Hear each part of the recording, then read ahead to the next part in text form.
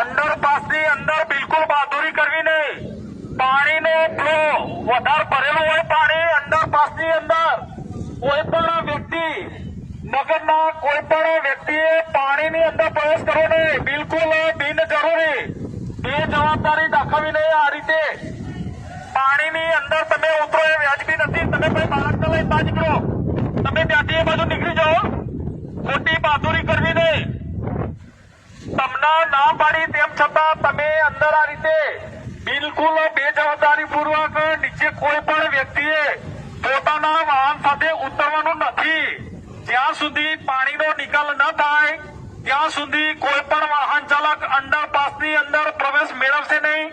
એની નોંધ લઈ લેવી. કોઈ પણ જાતની ખોટી બહાદુરી ન કરવી, અન્યથા કોઈ અનિચ્છનીય અકસ્માતનો ભય ન રહે તે માટે બહાર નીકળતો.